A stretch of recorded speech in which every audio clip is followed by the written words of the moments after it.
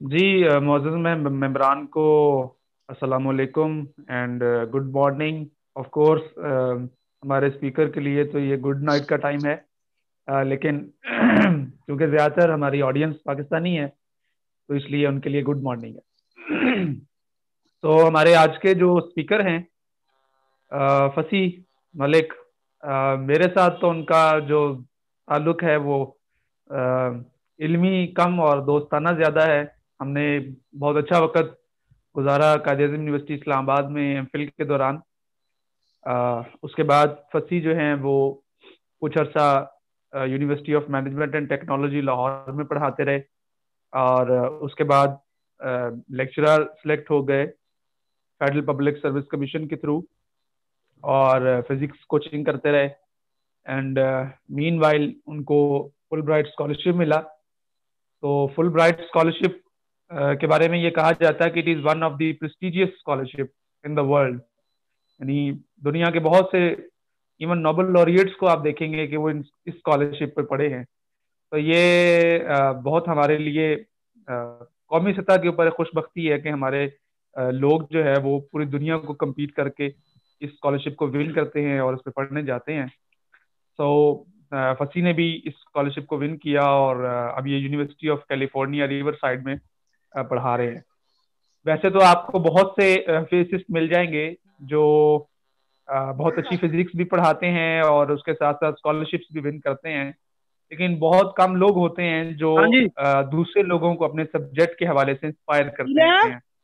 तो मैं फसी के हाँ, बारे में पूरे यकीन के साथ कह ਤੁਸੀਂ सकता ਮੈਨੂੰ हूँ ਕਿਹਾ कि ਸੀ। He is one of the person कि जो मतलब जिसको देखकर जिसकी बातें सुनकर लोग इंस्पायर होते हैं, फिजिक्स की तरफ आते हैं। और इसकी एक बहुत बड़ी मिसाल जो है वो हमारे सामने फंसी की तहरीरें हैं। अभी रिसेंटली कार्लो रोवेली एक क्वांटम ग्रेविटी के ऊपर एक बहुत मशहूर नाम है साइंस साइंस का। तो उन्होंने एक किताब छोटी सी लिखी थी, brief 7 brief lessons on physics. तो फिजिक्स के 7 असबाक के नाम से मिशेल पब्लिशर्स की तरफ से इन्होंने तर्जमा शाया किया है। और दूसरा इनके साथ जाहिद इमरोज हैं, वो भी हमारे दोस्त हैं। तो इन दोनों ने मिलकर वो तर्जमा भी किया। इसके अलावा सोशल मीडिया ग्रुप्स के अंदर उर्दू जुबान के अंदर साइंस की तरवीज के हवाले से ये काफ़ी लोग इनको जानते हैं। तो चूंकि आजकल पॉपुलर साइंस के हवाले से बहुत कुछ लिखा जा रहा है और पॉपुलर साइंस के नाम पर सूडो साइंस भी फैलाई जा रही है। क्योंकि जाहिर है कि पॉपुलर साइंस, अभी फसी इस पे बात भी करेंगे कि popular science is not science. इसके ऊपर हम डिटेल में बात भी करेंगे। देख, तो होता यह है कि जिन लोगों ने साइंस नहीं पढ़ी या उनका साइंटिफिक बैकग्राउंड नहीं है, तो वो जब साइंस के ऊपर लिखते हैं तो जाहिर बात है कि उसमें जो कमी रह जाती है बैकग्राउंड की और उनकी जो ग्रिप नहीं होती सब्जेक्ट के ऊपर, उस वजह से पॉपुलर साइंस लिखने वाले जो है वो डिट्रैक हो जाते हैं। और जो स्टूडेंट्स उन उन लोगों को सुनते हैं, पढ़ते हैं, और ऑफ कोर्स उनके जो कॉन्सेप्ट्स हैं वो अच्छे खासे खराब हो जाते हैं। तो हमारा ये जो व्हाट्सएप ग्रुप है जो कंसेप्चुअल फिजिक्स के नाम से है, इस ग्रुप के बनाने का मकसद भी यही था कि हम इस तरह के सूडो साइंटिस्ट से बच सकें और जो कॉन्सेप्ट स्टूडेंट्स क्लियर नहीं कर पाते अपनी एकेडमिक लाइफ के अंदर, यानी अपनी कॉलेज या यूनिवर्सिटी लाइफ के अंदर, उसको यहाँ पर डिस्कस किया जा सके। तो इस ग्रुप के बहुत से सेमिनार्स पहले भी हो चुके हैं हमारे यूट्यूब चैनल के ऊपर, जो कि मेरे नाम पर है, मोहम्मद अली शहबाज के नाम पर, जिसका लिंक हमने ग्रुप में शेयर भी किया, फेसबुक के ऊपर भी मौजूद है। तो उस ग्रुप में हम अपने जो पहले लेक्चर्स हैं उनकी रिकॉर्डिंग भी शेयर करते रहते हैं और आज का लेक्चर भी हम रिकॉर्ड कर रहे हैं, तो ऑफ कोर्स हम इसको भी शेयर करेंगे। अ, इसके बाद मैं उम्मीद करता हूं कि आप लोग खामोशी के साथ तब तक हमें सुनेंगे जब तक हमारे स्पीकर बोल रहे हैं। उसके बाद मेरा ख्याल है कि आधा घंटा बसी बात करेंगे और उसके बाद हम फोरम को ओपन करेंगे। इसमें यह है कि आपके पास चैट का ऑप्शन भी है।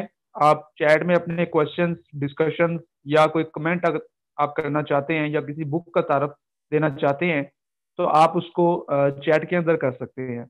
इसके अलावा जब फसी की टॉक खत्म हो जाएगी तो उसके बाद हम डिस्कशन को ओपन करेंगे फॉर द पब्लिक। उसमें आप अपना हैंड रेज करेंगे और फिर हम आपको इजाजत देंगे ताकि आप बात कर सकें।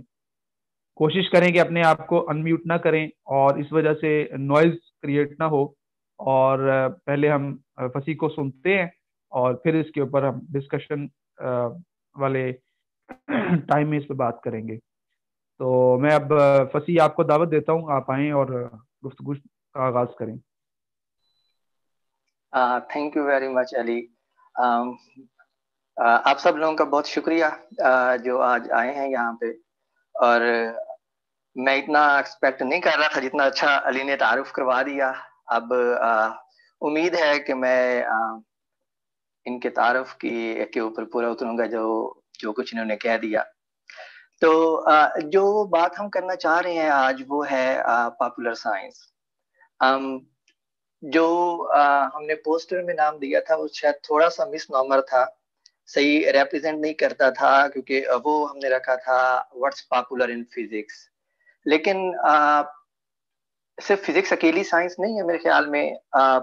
अभी बायोलॉजिकल साइंसेज बहुत ज्यादा आगे आ रही हैं, खासकर न्यूरो साइंस और इस तरह की जेनेटिक्स, ये वाली साइंसेज। उनके ऊपर भी मैं कुछ बुक्स जो मैंने पढ़ी हुई हैं और जो मैं समझता हूँ कि बाकियों को भी पढ़नी चाहिए, वो भी मैं बताऊंगा। लेकिन पहले हम ये देख लें कि पॉपुलर साइंस है क्या। अगर आप देखें तो पहले जो हमारे पास किताबें आती थी वो साइंटिस्ट की फर्स्ट हैंड किताबें आती थी।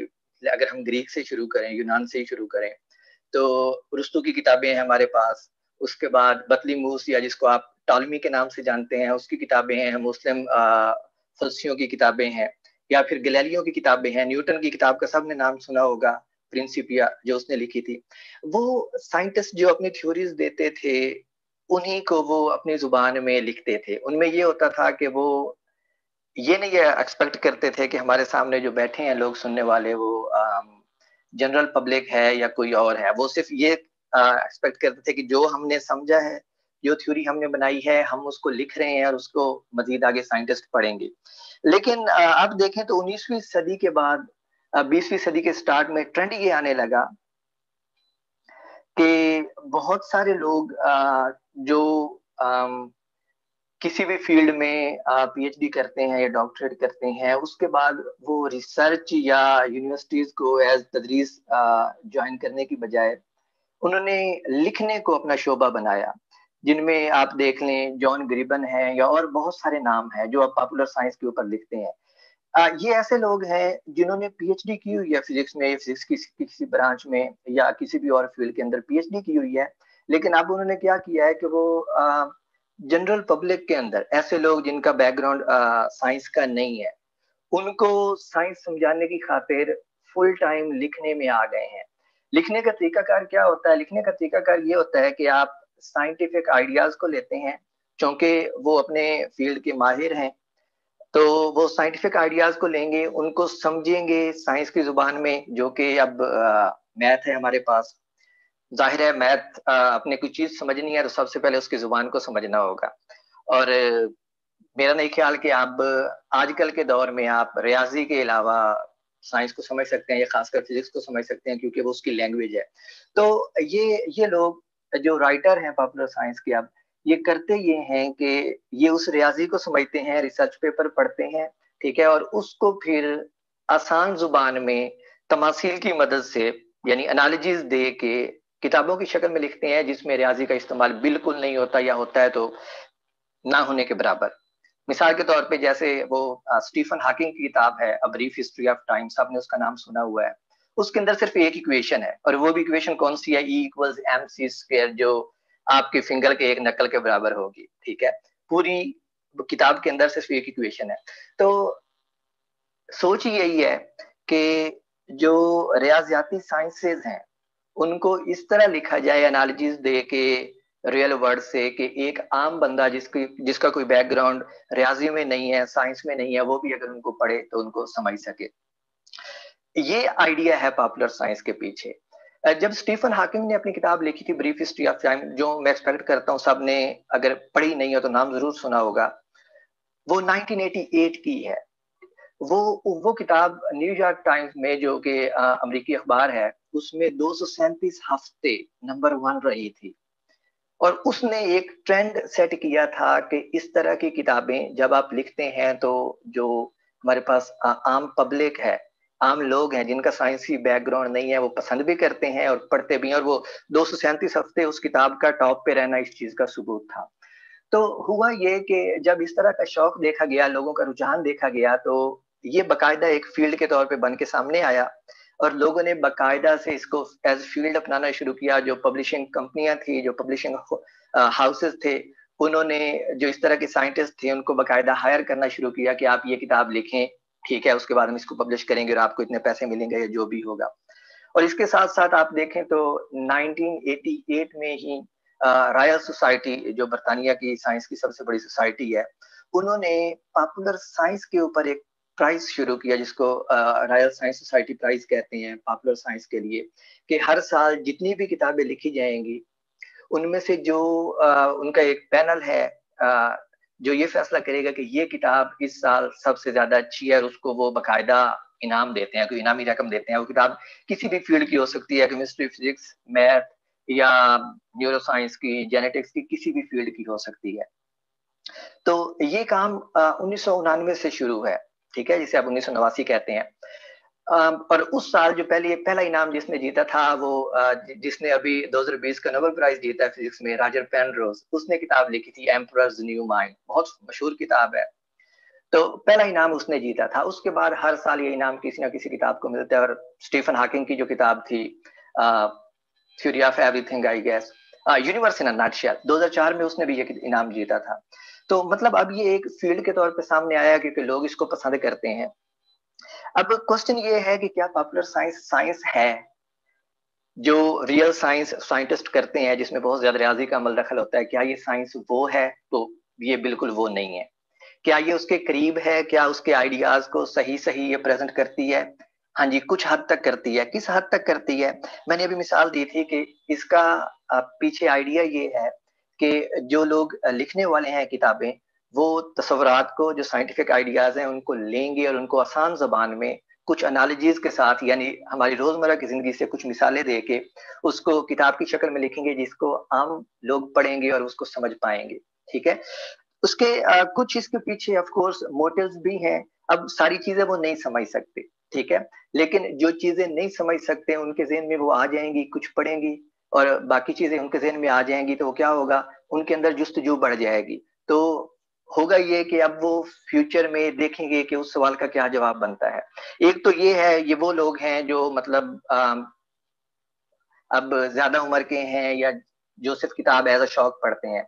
दूसरा इसका फायदा ये है कि इस तरह की किताबें जो ज्यादा डायरेक्ट की जाती हैं वो ऐसे लोगों पे की जाती हैं जो स्टूडेंट्स हैं, हाई स्कूल में, कॉलेज में या यूनिवर्सिटी के अर्ली डेज में है।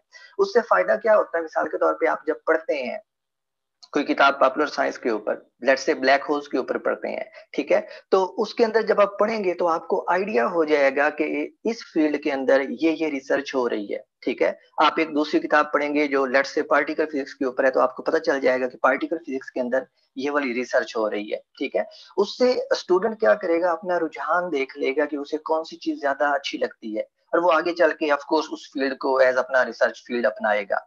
ठीक है, तो एक तो इसका ये फायदा होता है। दूसरा, मैंने अभी ये मिसाल दी कि पॉपुलर साइंस जो है ये साइंस नहीं है, उसकी मैं एक एग्जांपल आपको देना चाहूंगा। साइंस इस सेंस में नहीं है कि ये थोड़ा सा सेंसेशनलाइज भी करते हैं, यानी ये चीजों को ऐसे बना के पेश करते हैं जैसे जिससे दूसरे पढ़ने वाले लोगों में इंटरेस्ट पैदा हो। मिसाल के तौर पे रॉजर पेनरोज ने ही, जिसने अभी 2020 का नोबेल प्राइज जीता है फिजिक्स में, उसी ने एक किताब लिखी थी कुछ साल पहले जिसका नाम था fashion, faith and fantasy in new physics of the universe. ठीक है, उसमें वो फैशन कहता है ये वाली ब्लैक होल फिजिक्स को, कि जिसके बारे में अब स्टीफन हॉकिंग की वजह से हर बंदे को पता चल गया है। एक फैशन सा बन गया, लोग समझते हैं कि अगर हमें इसका पता नहीं होगा तो हम जैसे कुछ चीज मिस कर रहे हैं। उसके बाद उसने दूसरा जो उसका लफ्ज इस्तेमाल किया, उसने कहा फैशन, फेथ एंड फैंटेसी।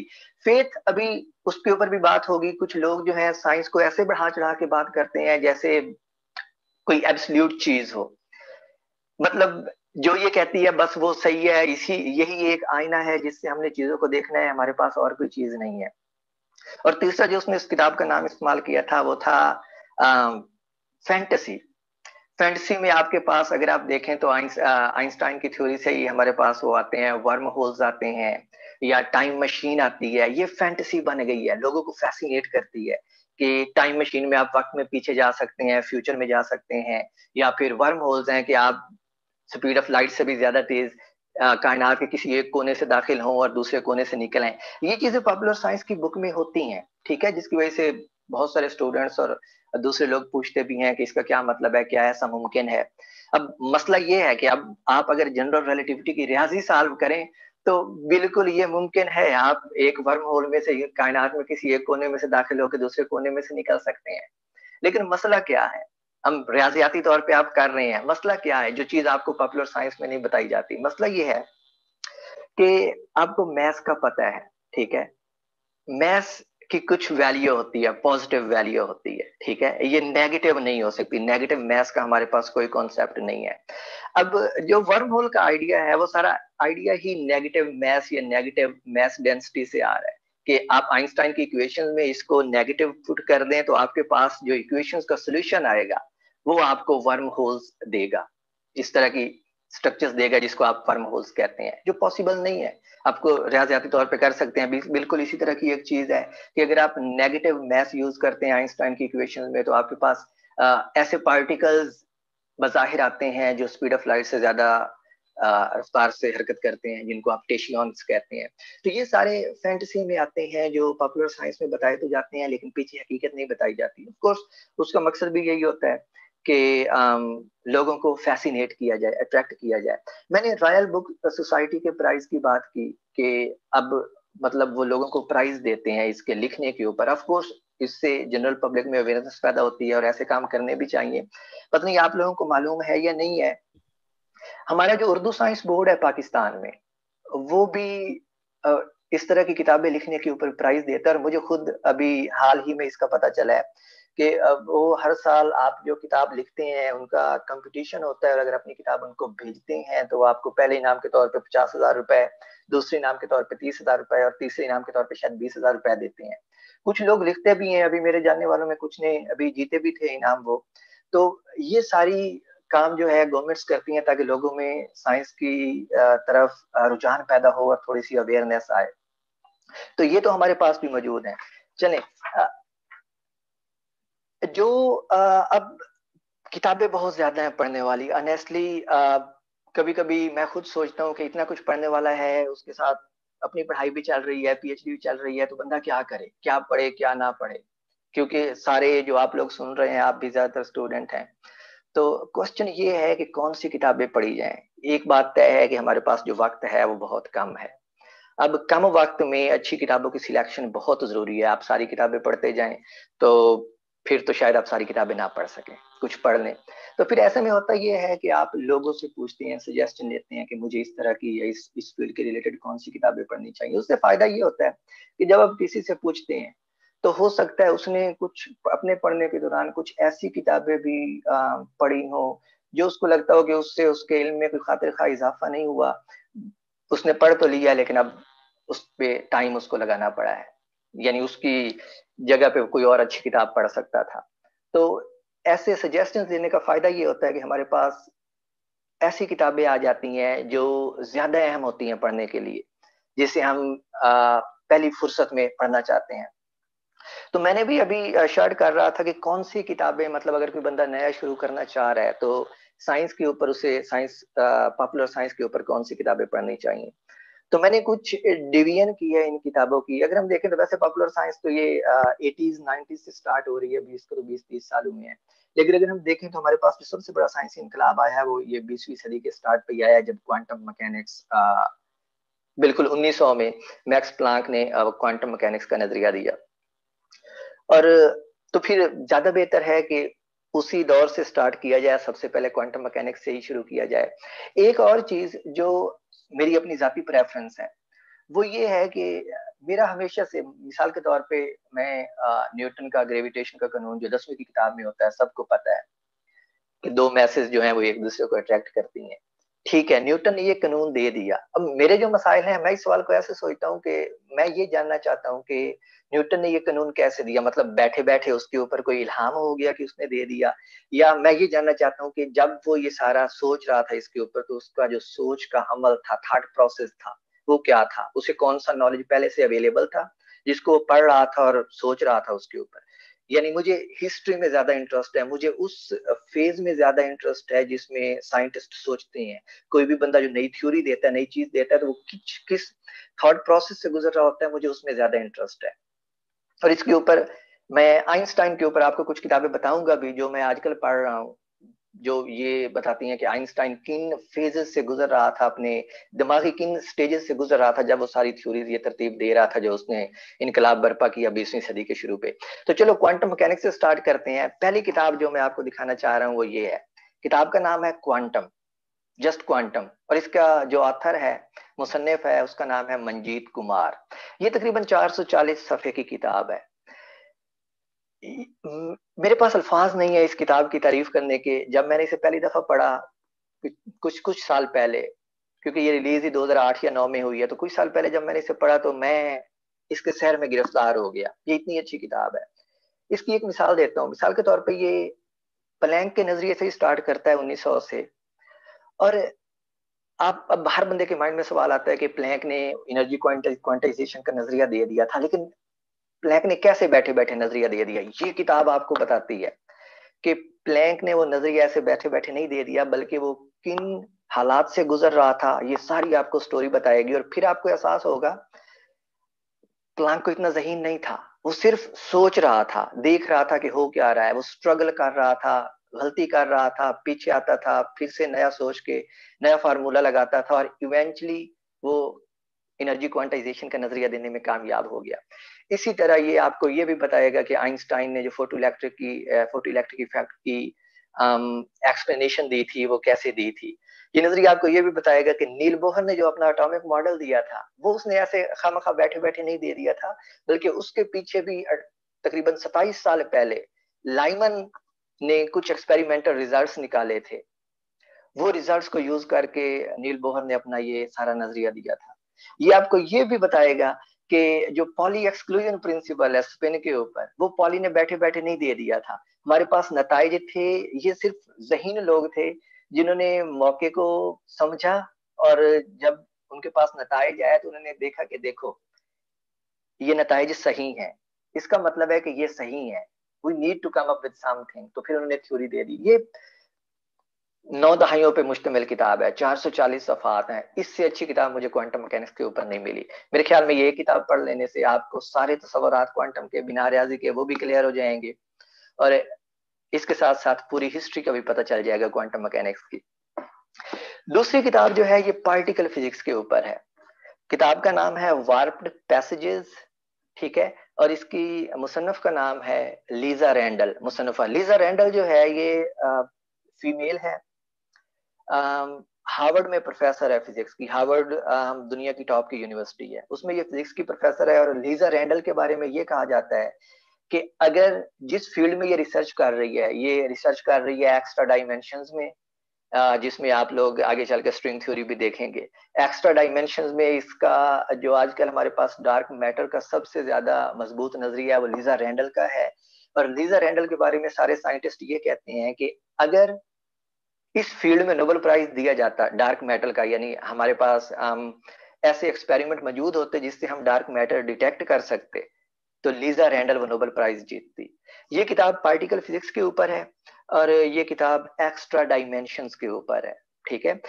ये किताब ब्रेन वर्ड्स के ऊपर है। ब्रेन वर्ड्स का नाम शायद आपने स्ट्रिंग थ्योरी के हवाले से सुना होगा, जो ब्रेन्स मेम्ब्रेन से निकला है, लीजा रैंडल की ही थ्योरी है।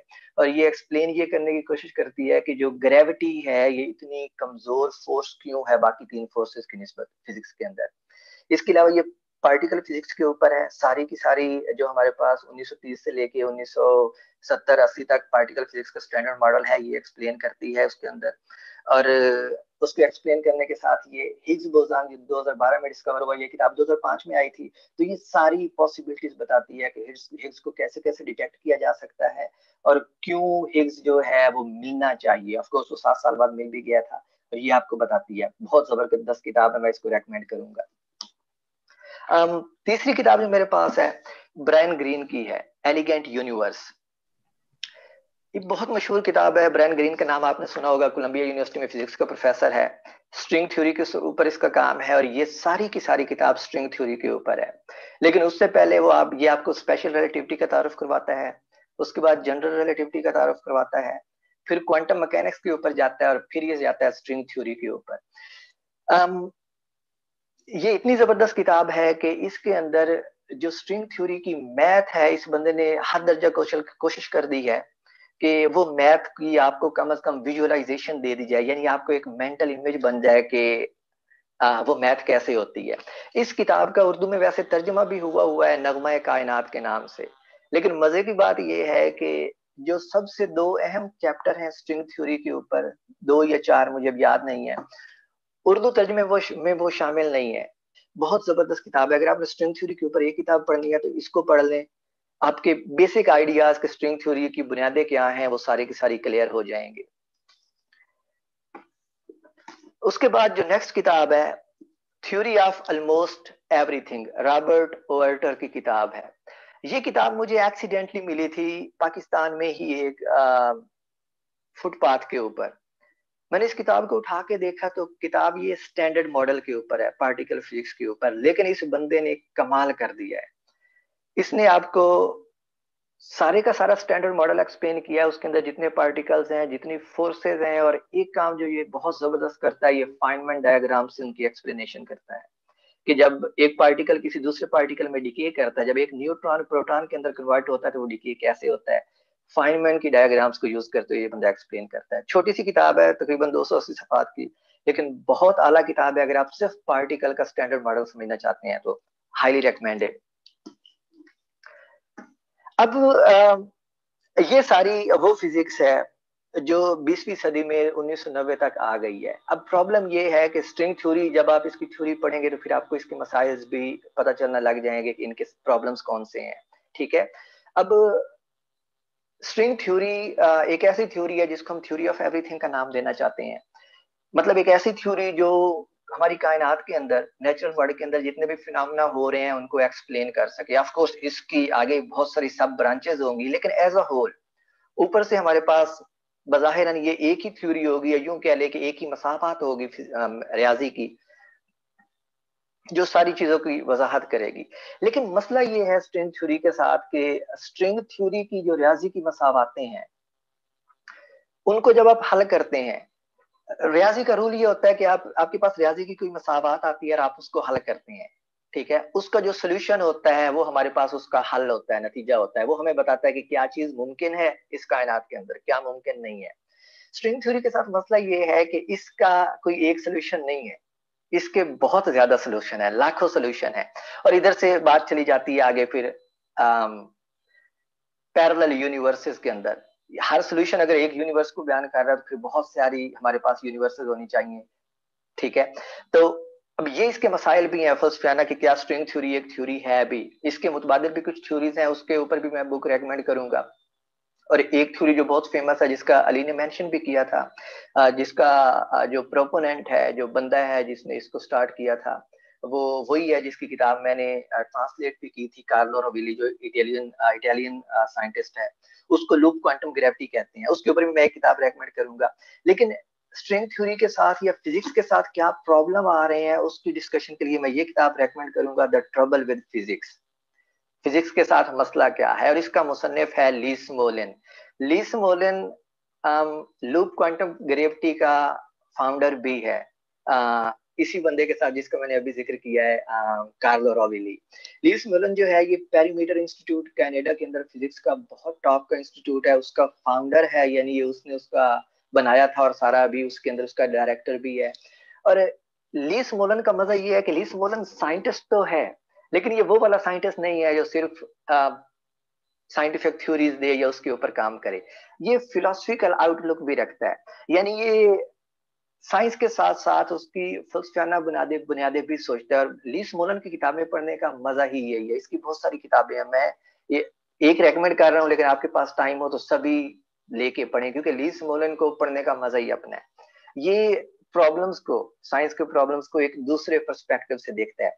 ट्रबल विद फिजिक्स इसकी किताब इसी चीज के ऊपर है कि हमारे पास जो फिजिक्स में मसाइल आ रहे हैं, जैसे मैंने स्ट्रिंग थ्योरी के लिए बात की, इस तरह के मसाइल का क्या किया जाए।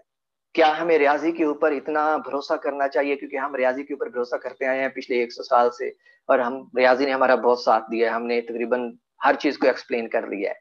क्या अब रियाजी के ऊपर भरोसा करना चाहिए, खासकर स्ट्रिंग थ्योरी के रियाजी के ऊपर? लीस मोलन उसके ऊपर तनकीद करता है, तो मैं कहूंगा ये बेस्ट बंदा है, ये जो उसके ऊपर तनकीद कर सकता है। ये किताब लाजमी पढ़नी चाहिए।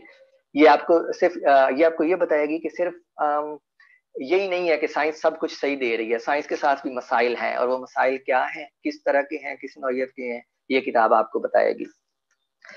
अब क्वांटम मैकेनिक्स के बारे में आपने बहुत सारी कोटेशन सुनी होगी कि क्वांटम मैकेनिक्स कोई समझ नहीं सकता। फाइनमैन ने कहा था कि मैं गारंटी के साथ कह सकता हूँ कि क्वांटम मैकेनिक्स को कोई नहीं समझता। इस तरह के और बहुत सारे मसाइल हैं। अब मसला ये है कि हमारे यहाँ, पाकिस्तान की बात करूंगा, लोग यूं ये तासुर देते हैं कि क्वांटम मैकेनिक्स मुश्किल मजमून है, किसी को समझ नहीं आता। हालांकि ये बिल्कुल गलत है। क्वांटम मैकेनिक्स की रियाजी जिसने भी एमएससी फिजिक्स की है ना, उसको आती होगी, मुझे भी आती है, अली को आती है, और इतने लोग जो इधर एमएससी करके बैठे हैं, क्वांटम मैकेनिक्स सबको आती है। मसला क्वांटम मैकेनिक्स के साथ क्या है? क्वांटम मैकेनिक्स, मिसाल के तौर पे मैं यहाँ पे बैठा हूँ इस चेयर के अंदर, तो आपको पता है मैं यहाँ पे बैठा हूँ। क्वांटम मैकेनिक्स ये कहेगी कि इस चीज का सिर्फ इम्कान है कि मैं यहाँ पे बैठा हूँ। अब हम इम्कान को आम लफ्जों में लें तो ये कोई इतना हमें हैरान नहीं करता, लेकिन अगर इसके ऊपर सोचा जाए तो ये बहुत हैरान कुन है कि कोई चीज यहाँ पे मौजूद है भी और नहीं भी। इम्कान का ये मतलब है कि इस किसी चीज के मौजूद होने के चांसेस हैं। और ये वो मसला है क्वांटम मैकेनिक्स के साथ, जो सारे कहते हैं कि क्वांटम मैकेनिक्स को कोई समझ नहीं सकता। क्वांटम मैकेनिक्स की रियाजी सबको आती है, सारे प्रॉब्लम भी हल कर सकते हैं। मसला क्या है? मसला फिलोसफिकल है कि क्यों हमारे पास, अगर हमारे पास ये कायनात है तो हमें पता होना चाहिए एग्जैक्टली कि कोई चीज किस पॉइंट पे मौजूद है। क्वांटम मैकेनिक्स कहती है हम पूरे यकीन से नहीं कह सकते कि कोई चीज कहीं मौजूद है। उसके लिए मैं ये किताब रेकमेंड करूंगा, व्हाट इज रियल, हकीकत क्या है। एडम बेकर की किताब है। एडम बेकर साइंस जर्नलिस्ट है, और ये किताब इसने 2 साल पहले लिखी है। मैंने इस किताब को जब मैं पाकिस्तान में था तो उसी वक्त खरीद के पढ़ा था। इधर आया हूं तो एक दफा और पढ़ा है, क्योंकि ये किताब बहुत आला है।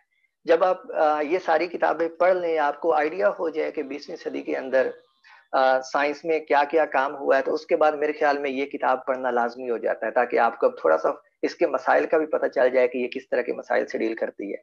और पिछले 100 साल के अंदर तकरीबन हर दौर में, हर वक्त के ऊपर साइंसदान अपनी अपनी तरह से वजाहत करते रहे हैं। और अभी मैंने आपको स्ट्रिंग थ्योरी के हवाले से बताया था कि स्ट्रिंग थ्योरी हमें बताती है कि हमारे पास ज्यादा कायनातें हो सकती हैं। उसी तरह की एक सबूत या एक हिंट जो है वो हमें क्वांटम मैकेनिक्स भी देती है, और उसको आप ह्यू एवरेट की मल्टीवर्स की थ्योरी कहते हैं। इस किताब को पढ़ेंगे तो आपको पता चल जाएगा कि क्वांटम मैकेनिक्स कैसे कहती है कि हमारे पास एक से ज्यादा कायनातें हो सकती हैं। चलिए, ये तो था क्वांटम मैकेनिक्स के ऊपर और पार्टिकल फिजिक्स के ऊपर। और मेरे ख्याल में मैं बहुत ज्यादा टाइम ले रहा हूँ, अब मैं जल्दी करूंगा थोड़ा सा। इसके बाद अब जरा फैशन पे आ जाते हैं।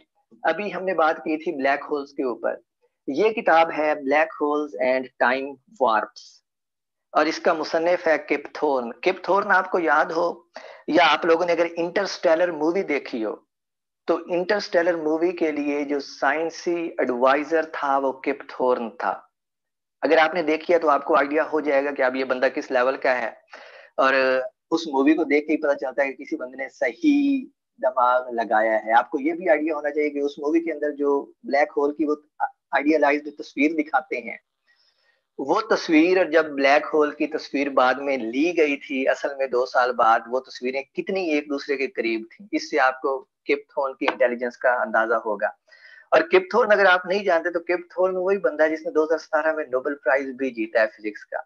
और जो जिसके साथ इसने नोबेल प्राइज जीता है, बैरी बैरिश, वो बंदा इस वक्त मेरी यूनिवर्सिटी में फिजिक्स डिपार्टमेंट में है, और उससे मैं कई बार मिल चुका हूँ, मेरी उसके साथ तस्वीरें भी हैं जब पहली मुलाकात हुई थी उसके ऊपर। तो इन लोगों ने ये नोबेल प्राइज जीता था। ये किताब आई थी 1994 में, स्टीफन हॉकिंग की ब्रीफ हिस्ट्री ऑफ टाइम के 6 साल बाद। लेकिन ये किताब इतनी अच्छी है इतनी अच्छी है कि मैं यही कहूंगा कि आप वो ब्रीफ हिस्ट्री ऑफ टाइम को ना पढ़ें, इस एक किताब को पढ़ लें। ये आपको special relativity, general relativity, time dilation, इस तरह के जितने सारे इफेक्ट्स हैं, ये worm holes, time travels, time machines, ये सारी किताब आपको एक्सप्लेन करेगी और बहुत अच्छे तरीके से एक्सप्लेन करेगी।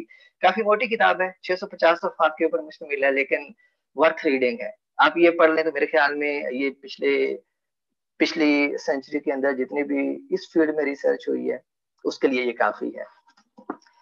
नेक्स्ट किताब आती है लॉरेंस क्राउस की अ यूनिवर्स फ्रॉम नथिंग। छोटी सी किताब है, 200 सफ़ात भी नहीं है इसके।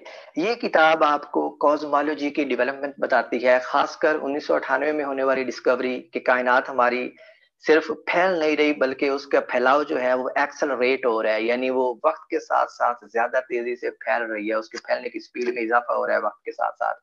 और जितनी भी कॉस्मोलॉजी में रिसर्च हुई है पिछले 40-50 साल में, और यूनिवर्स, इसका सब टाइटल बाय द वे है why there is something rather than nothing, कि हमारी कायनात में ये मादा जो मौजूद है ये क्यों मौजूद है। ये किताब इसके बारे में आपको सारी वजाहत देगी। छोटी सी किताब है लेकिन बहुत अच्छी किताब है, हाईली रिकमेंडेड।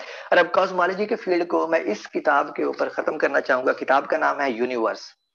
इसकी किताब के साथ भी मैंने यही किया था। मैंने ये किताब पाकिस्तान में पढ़ी थी, उधर छोड़ के आया, यहाँ पे आके फिर खरीदी और फिर पढ़ी। इस किताब के अंदर साइंसी मज़ामीन हैं उन साइंटिस्ट के जो अपने फील्ड में टॉप के हैं और जिन्होंने थ्योरीज दी हैं। मिसाल के तौर पे जिसके ऊपर अली ने एमफिल का थीसिस किया था कॉस्मोलॉजी में, एलन गुथ और आंद्रे लिंडे की जो थ्योरी है इन्फ्लेशन की, उनके ओरिजिनल आर्टिकल्स हैं इनके अंदर, तकरीबन 30-30, 40-40 सफ़ात के। इसके अंदर लीजा रैंडल के आर्टिकल भी हैं जो उसकी थ्योरी है ब्रेन वर्ड की, जो भी मैं आपको बता रहा था। इसके अंदर लीस मोलन के आर्टिकल्स भी हैं, इसके अंदर लियोनार्ड सस्किंड के आर्टिकल्स भी हैं, इसके ऊपर आइंस्टाइन के ऊपर डिबेट्स भी हैं कि वो किस तरह का ज़हीन बंदा था। और ये बिल्कुल नई किताब है, तकरीबन 4-5 साल पहले छपी है। इसके मुसन्निफ का नाम जॉन ब्रॉकमैन है। ये मुसन्निफ नहीं है, ये एडिटर है, ठीक है। और जो जिसने ये सारे मज़ामीन साइंटिस्ट से इकट्ठे किए हैं और किताब की शक्ल में इसको छाया किया है। अगर आप लोग कॉस्मोलॉजी के ऊपर अप टू डेट रहना चाहते हैं कि करंट स्टेट में 2020 में या 21 में कॉस्मोलॉजी किधर खड़ी है, तो ये किताब हाईली रिकमेंडेड है, बिल्कुल अपडेटेड नॉलेज है, लाजमी पढ़ें इसको। चले, ये कॉस्मोलॉजी और क्वांटम मैकेनिक्स, पार्टिकल फिजिक्स, ये सारा हो गया। अब मैं कुछ चीजों के ऊपर आता हूँ और वो चीजें हैं लोगों की बायोग्राफीज पढ़ना, सामान्य उम्रिया पढ़ना। लोगों की बायोग्राफीज क्यों पढ़नी चाहिए? मेरा मानना है कि जब देखो हम साइंटिस्ट को देखते हैं कि न्यूटन इतना बड़ा था, आइंस्टाइन इतना बड़ा ज़हीन था, हम सोचते हैं स्टूडेंट होने के नाते कि शायद हम उतने ज़हीन नहीं है, हम कोई काम कर नहीं सकते। लेकिन अगर आप देखें, आप उनकी बायोग्राफीज पढ़ें तो फिर आपको पता चलता है कि वो हमारे जैसे ही आम से लोग थे जिन्होंने बहुत ज्यादा मेहनत की है, या उनके सोचने का अंदाज मुख्तलिफ था। तो बायोग्राफीज का फायदा ये है कि आप उनको पढ़ें तो आपको हौसला मिलता है, पावर मिलती है कि नहीं, अगर हम मेहनत करें तो हम भी उन जैसा नाम कमा सकते हैं। तो मैं आपको कुछ बायोग्राफीज जरूर रेकमेंड करूंगा, और उन बायोग्राफीज में मैं सबसे पहले ये रेकमेंड करूंगा, आइंस्टाइन की बायोग्राफी है subtle is the Lord. Subtle is the Lord, और इसकी जो मुसन्निफ है वो अब्राहम पायस है। इस बायोग्राफी के बारे में कहा जाता है, ये 1981 में छपी थी मेरे ख्याल में पहली मरतबा। इसके बारे में ये कहा जाता है कि अगर आइंस्टाइन जिंदा होता और उसके पास चॉइस होती कि वो खुद अपनी ऑटोबायोग्राफी लिखता और ये बायोग्राफी पढ़ता, तो वो अपनी ऑटोबायोग्राफी लिखने की बजाय इस बायोग्राफी को रेकमेंड करता लोगों को कि ये पढ़ लो, मेरे बारे में सब कुछ इसमें मौजूद है। ये इतनी अच्छी बायोग्राफी आप लोगों को लाजमी पढ़नी चाहिए, आइंस्टाइन के ऊपर है। और आइंस्टाइन जैसे बंदे को तो वैसे ही स्टडी करना चाहिए हमें, मोटिवेशन के लिए, या उसका दिमाग कैसे काम करता था ये जानने के लिए। इसके अलावा जीनियस जेम्स ग्लेक की किताब है, और बायोग्राफी है रिचर्ड फाइनमैन की। फाइनमैन की अपनी बायोग्राफी, फाइनमैन की जितना वर्क या जितनी किताबें हैं वो सारी की सारी हमारे पास मौजूद है। लेकिन इस किताब का फर्क ये है कि आपको पता चलेगा फाइनमैन जाती लाइफ में कैसा था और वो कितना एंजॉय करता था, और उसके साथ वो फिजिक्स कैसे कर लेता था। उसकी इसमें फिजिक्स भी मौजूद है और उसकी जाती लाइफ भी मौजूद है। और ये आपको जरूर पढ़नी चाहिए, क्योंकि फाइनमैन जैसा बंदा, अगर उसकी आप बायोग्राफी पढ़ेंगे तो ये बहुत बड़ी मोटिवेशन है। आपको पता चलेगा कि ये बंदा तो कुछ भी नहीं कर रहा था, हर वक्त इंजॉय कर रहा था, लेकिन जब पढ़ता था तो फिर उस वक्त किसी से बात भी नहीं करता था। इससे आपको मोटिवेशन मिलेगी पढ़ने की, लाजमी पढ़ें जीनियस। काफी मोटी किताब है, 600 सफ़ात से ज्यादा सफ़ात है, लेकिन इट्स वर्थ अ शॉट। एक और बायोग्राफी मैं रेकमेंड करूंगा, और वो किसी साइंटिस्ट की बायोग्राफी नहीं है, ये हिस्ट्री के अजीम तरीन दिमागों की बायोग्राफी है। किताब का नाम है मैन ऑफ मैथमेटिक्स। आप कहेंगे कि मैथमेटिक्स की किताब फिजिक्स के अंदर या बाकी मज़ामीन के अंदर, यस इट्स वर्थ इट। इस किताब में फिसागोरस से लेके ये 20वीं सदी में जॉर्ज कैंटर तक सारे साइंसदानों की जिंदगी और उनकी थ्योरियां दी गई हैं। किताब का नाम है मैन ऑफ मैथमेटिक्स और मुसन्निफ इसका है Edward T Bell. Highly recommended ये किताब। अगर आपको फ्रीमैन डाइसन का पता हो, जो भी रिसेंटली फौत हुआ है 2020 में, तो वो इस किताब के बारे में कहता है कि जब वो 15 साल का था तो ये उस वक्त किताब छपी थी। ये किताब 1938 में छपी थी मेरे ख्याल में। तो इस किताब के बारे में वो कहता है कि ये किताब मैंने 15 साल की उम्र में पढ़ी थी, जिसने मेरी जिंदगी बदल दी। इससे मुझे पता चला था कि ये लोग भी हमारे जैसे ही होते हैं, लेकिन थोड़ा सा मुख्तलिफ तरीके से सोचते हैं। तो मुझे पूरा यकीन है ये आप भी लोगों की जिंदगी बदल सकती है। ये किताब लाजमी पढ़नी चाहिए। ये तीन बायोग्राफीज मेरे ख्याल में इकट्ठी हैं। अगर आप एक और पढ़ना चाहें तो जेम्स ग्लेक की ही, जिसने ये जीनियस लिखी है, उसकी की बायोग्राफी है न्यूटन, छोटी सी है 150 सफात की, लेकिन वर्थ रीडिंग है, आपको लाजमी पढ़नी चाहिए। ये सारी वो किताबें थी जो पॉपुलर साइंस के जुमरे में आती थी या साइंटिस्ट की जिंदगियों के ऊपर आती थी। अब आपको ये लाजमी देखना चाहिए कि जब एक साइंसदान किताब लिखता है और पॉपुलर साइंटिस्ट किताब लिखता है तो उन किताबों में क्या फर्क होता है। मैं तीन किताबें आपको रेकमेंड करूंगा। पहली करेक्टर ऑफ फिजिकल लॉ, ये फाइनमैन की किताब है, उसने खुद लिखी है, छोटी सी किताब है 150 सफात के ऊपर। और जैसा इसके नाम से जाहिर है, करेक्टर ऑफ फिजिकल लॉ, जैसे न्यूटन का कानून है, ये कानून, इनकी खूबी क्या होती है, इनका किरदार क्या होता है, ये क्या हमें बताते हैं, क्या पेशीन गोइयां करते हैं, और हमें कैसे पता होता है कि ये सही है। इस किताब, इस इन टॉपिक्स के ऊपर ये किताब है और हाईली रिकमेंडेड है। मैंने इसे रिसेंटली खत्म किया है, आपको ये टैग अभी भी इसमें नजर आएंगे। मिसाल के तौर पे फाइनमैन इसमें बताता है कि एक अच्छे कानून की खूबी ये भी है कि वो आपको मजीद पेश गोइयां करता है। मिसाल के तौर पे जब न्यूटन ने कवानीन कवानीन दिए थे तो हमारे पास सिर्फ 5 सियारे थे जिनका हमें पता था। बाद में न्यूटन के कवानीन को यूज करते हुए ही नेपच्यून दरियाफ्त किया गया, प्लूटो दरियाफ्त किया गया, और एक और सियारा भी था जो आउटर सोलर सिस्टम के आउटर रीजन में मौजूद है, वो भी दरियाफ्त किया गया सिर्फ इस कानून की वजह से। क्योंकि इस कानून की, जब इक्वेशन हम अप्लाई करते थे न्यूटन लॉ ऑफ ग्रेविटेशन की, तो हमारे पास रिजल्ट सही नहीं आते थे, जिससे लोगों ने कहा कि ये कानून इतना जबरदस्त है, इतना अच्छे तरीके से चीजों को एक्सप्लेन कर रहा है कि ये गलत नहीं हो सकता। Let's point the telescope there. साइंसदानों ने टेलीस्कोप उस सिमत में किया और उनको नए सितारे मिले सोलर सिस्टम के अंदर ही, जिनमें से एक नेपच्यून भी था जो वर्ल्ड में 1898 में दरियाफ्त हुआ, या 1798 में। तो ये किताब लाजमी पढ़नी चाहिए। इस किताब में कोई साइंसी कोई इस तरह की फैंटेसाइज नहीं किया गया जैसे पॉपुलर साइंस की किताबों में होता है, क्योंकि ये फाइनमैन ने खुद लिखी है। वो आपको सही बता रहा था कि चीजें काम कैसे करती हैं, साइंस का फलसफा काम कैसे करता है। 1935 में छपी थी ये किताब, आज से तकरीबन 85 साल पहले। आइंस्टाइन की किताब, आइंस्टाइन की जो थ्योरीज हैं रिलेटिविटी की, मुश्किल तरीन नजरियात हैं फिजिक्स में। इस किताब के अंदर मैंने 2 दफा पढ़ी है, मुझे कोई इक्वेशन नहीं मिली। शायद हो, मुझे याद नहीं है, लेकिन मेरा नहीं ख्याल कि इसके अंदर कोई इक्वेशन है। किताब का नाम है इवोल्यूशन ऑफ फिजिक्स। उर्दू तर्जुमा भी मौजूद है, फिजिक्स के इर्तका के नाम से। आइंस्टाइन की किताब है। इसके पहले सफे से ही आइंस्टाइन, आपको अगर आपने नाम सुना हो, आ, बहुत फेमस डिटेक्टिव था बरतानिया का, मुझे नाम भूल रहा है, बल्कि मैं नाम देख लूं किताब के अंदर। आइंस्टाइन शुरू ही उधर से करता है, कहता है कि आप कोई भी मिस्ट्री स्टोरी अगर स्टार्ट करते हैं तो आपके पास, आप पहले उसके सबूत इकट्ठे करते हैं। जब आपके पास इनफ डाटा आ जाता है तो फिर क्या करते हैं, आप फिल्मों में भी देखते हैं कि जो डिटेक्टिव होता है वो उस डाटा को मेरा इंटरप्रेट ख्याल करता है। हंसी, आप शर्लक होम्स की बात कर रहे हैं। Sherlock home, exactly, thank you. हाँ, आइंस्टाइन इसमें शर्लक होम्स का हवाला दे के कहता है कि अगर आपने शर्लक होम्स की कहानियां पढ़ी हो तो वो सबसे पहले डाटा इकट्ठा करता है। जब उसके पास डाटा आ जाता है तो फिर वो कहता है अब मेरे पास बहुत ज्यादा डाटा आ गया, अब मैं थोड़ा रेस्ट करता हूँ। उसके रेस्ट करने का मतलब ये होता है कि वो डाटा को रखता है और डाटा को समझने की कोशिश करता है, उसको सोचता है। शुरू में आपको कोई लिंक नहीं मिलते, लेकिन फिर आहिस्ता आहिस्ता सारे लिंक मिलने शुरू हो जाते हैं और आपको सारी समझ आ जाती है और आप उसके एंड रिजल्ट तक पहुंच जाते हैं। आइंस्टाइन के बारे में आपको पता हो तो आइंस्टाइन का मानना यह है कि इमेजिनेशन का ज्यादा किरदार है इंटेलिजेंस से साइंस के अंदर। आइंस्टाइन बहुत सोचता था। आइंस्टाइन के बारे में कहा जाता है कि किसी भी प्रॉब्लम जब इसको देते थे ना, तो ये अपने दोस्तों को कहता था अपनी जर्मन जुबान, क्योंकि इसकी जुबान जर्मन थी, इंग्लिश इसे नहीं आती थी, तो टूटी फूटी इंग्लिश में कहता था I am do some thinking. अब इस फिगरे का कोई जवाब नहीं बनता, लेकिन वो लोग हंसते हुए कहते हैं कि वो ये सोचता था, टहलता था, सोचता था, और फिर कुछ देर बाद हंसता हुआ आगे कहता था I guess I have found solution to this problem. ये किताब special relativity, general relativity, quantum mechanics, इन सब के ऊपर है, लेकिन आइंस्टाइन के अंदाज में इन चीजों को पढ़ना, उससे बहुत कुछ मिल सकता है, लाजमी पढ़नी चाहिए। आल्दो ये तकरीबन 85 साल पुरानी किताब है, बट इट्स वर्थ रीडिंग।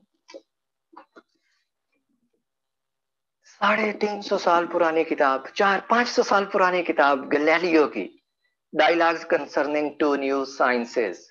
ये डायलॉग्स हैं। डायलॉग्स आपको पता है मकालमात होते हैं जो आप दोस्तों में करते हैं। ये किताब आपको साइंस नहीं समझाएगी, ये किताब दोस्तों के दरमियान सिर्फ मकालमा है, और उस मकालमे में आप साइंस समझेंगे, और सिर्फ साइंस नहीं समझेंगे, आप ये समझेंगे कि आपने सही और गलत का फर्क कैसे करना है।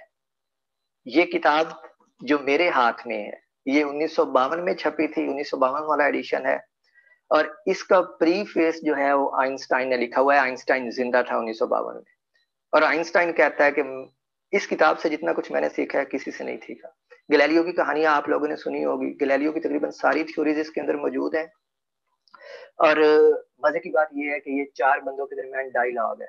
एक बंदा बताता है कि मैं ऐसा सोच रहा हूँ, दूसरा कहता है नहीं ये गलत है, तुम ऐसा कैसे सोच रहे हो, फिर वो अपनी वजाहत करता है, पहले वाला बंदा फिर उसके ऊपर ऑब्जेक्शन लगाता है। तो ये एक मकालमा है, और इसमें आप सीखते हैं कि साइंस कैसे होती है, साइंसी बहस कैसे होती है, डायलॉग कैसे होती है, लोग नताइज के ऊपर कैसे पहुंचते हैं। और बाय द वे आपको बता दूं, मैं इस किताब का और ये फाइनमैन की करैक्टर ऑफ फिजिकल लॉ का तर्जुमा भी कर रहा हूँ उर्दू के अंदर। उम्मीद है कुछ सालों में पूरा हो जाएगा मेरी पढ़ाई के साथ, लेकिन ये इतनी अच्छी किताबें हैं कि इनका मुझे लगता है कि मुझे तर्जुमा करना चाहिए। ओके, ये सारा फिजिक्स का स्टफ था या मैथ का स्टफ था।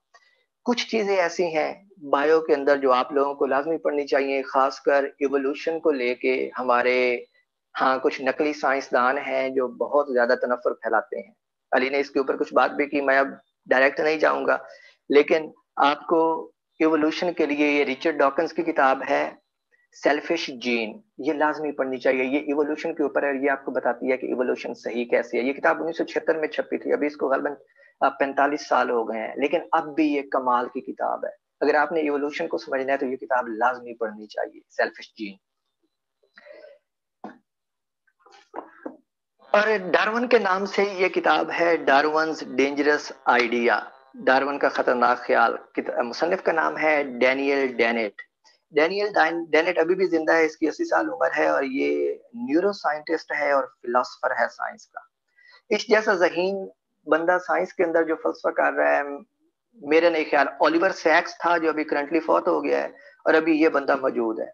ये आपको सिर्फ इवोल्यूशन नहीं बताएगी कि इवोल्यूशन होता क्या है, ये आपको ये बताएगा कि इवोल्यूशन क्यों सही है, और ये इतने तनाजुर में बताएगा, सोशियोलॉजी के तनाजुर में, साइंस के तनाजुर में। ये फिलोसफर है ये बंदा।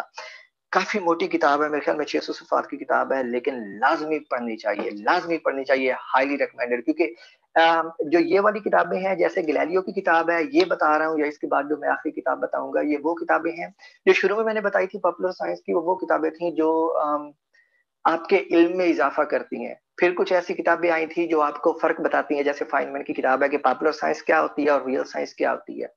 फिर उसके बाद बायोग्राफीज आई थी, जिसका रेकमेंड करने का मेरा मकसद ये था कि अगर आप लोग पढ़ें तो आपको एहसास हो कि आप इतने, हम ये सोचते हैं कि शायद हम उतने ज़हीन नहीं है, तो आपको एहसास हो कि नहीं, हम उतने ही ज़हीन है, सिर्फ वो लोग बहुत ज्यादा मेहनती थे और थोड़े मुख्तलिफ तरीके से काम करते थे। तो उसका मकसद ये था। अब आपको नजर आ रहा होगा कि मैंने हर किताबों को जो 4-5 रेकमेंड की हैं मुख्तलिफ कैटेगरीज में रखा हुआ था। और ये वाली किताबें, गैलीलियो की किताब, ये डैनियल डेनेट की किताब डार्विन्स डेंजरस आइडिया, ये वो वाली किताबें हैं जो आप इसको आप कह सकते हैं फूड ऑफ थॉट, जो आपके दिमाग के लिए खुराक का काम करती हैं।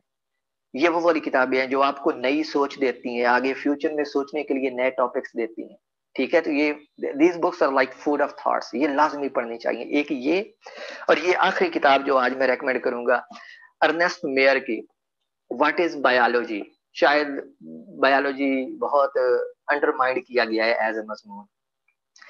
ये किताब आपको बायोलॉजी का फलसफा, साइंस का फलसफा, और इसमें हमारी सोसाइटी का क्या किरदार है ये सारा बताएगा। अर्नेस्ट मेयर ये 2005 में फौत हुआ है, 1904 में पैदा हुआ था, 101 साल की इसकी जिंदगी पाई है।